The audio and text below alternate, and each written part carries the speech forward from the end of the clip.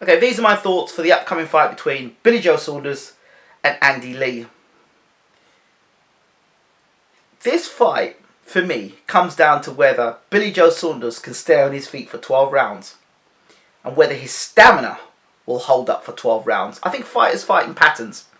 Billy Joe Saunders has got a very bad habit, even in the Eubank fight, starting brightly, first 6 rounds, and then come 7, 8, 9, 10, he starts to tire, hold his feet, and starts to trade.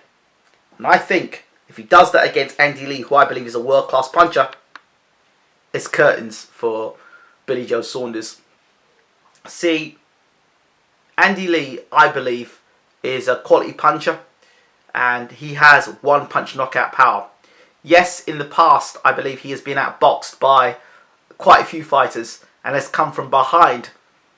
But this fight might be interesting because Saunders will know automatically this is the best puncher he has been in the ring with, bar none. I believe that Andy Lee's one-punch knockout power, the fact that he could drop Quillen and win the way he won the world title with the left hand, and the way he also knocked out John Jackson as well, he knows that if he rushes in, he can get caught with the left hand or the right hand, whichever one it is at the time. I believe, for me, like I said, this fight just comes down to Saunders, whether he tires late on in the fight. I don't believe Saunders hits as hard as any of the guys mentioned. Even Matt Kolbaroff, he doesn't hit as hard. Billy Joe Saunders doesn't hit as hard as him either.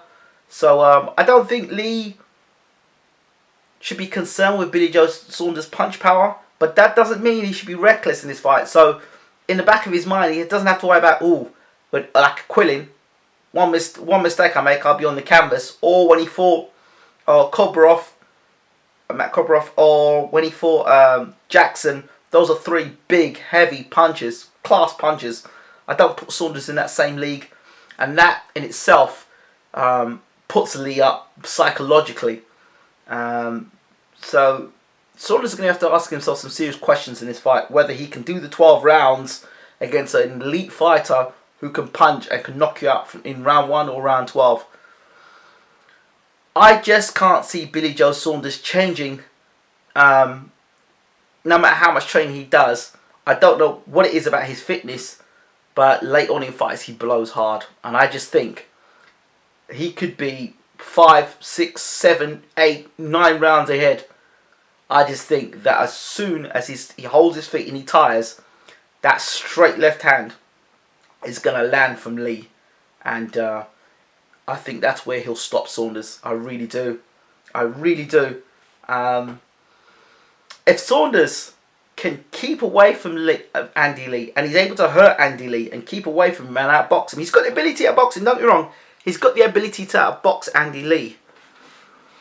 But I just don't think he's got the stamina to hold off for 12 rounds against Lee. And if he does, he definitely deserves to be world champion without a shadow of a doubt. But I think Lee's experience at the highest level, all that experience he had training with Emmanuel Stewart, which I think now he's blossomed for me as a fighter, and I think he can be even a better fighter now that he's champion. And I also expect to see that relationship with Adam Booth now, actually the benefits of that now coming through now in this fight against Saunders. Sometimes you could be 3, 4, 5, 6 fights before you and your trainer actually really gel. And I'm not saying they haven't gelled, but you can see little bits more. And I expect that from Andy Lee. So I'm expecting the champion to retain his title. I'll be surprised actually if Saunders can actually hurt Lee significantly to stop him. I'd be very surprised. But no, I'm going with. I hate to say this because I really like Billy Joe Saunders. He's a good kid. I like him a lot. He's got top class skills.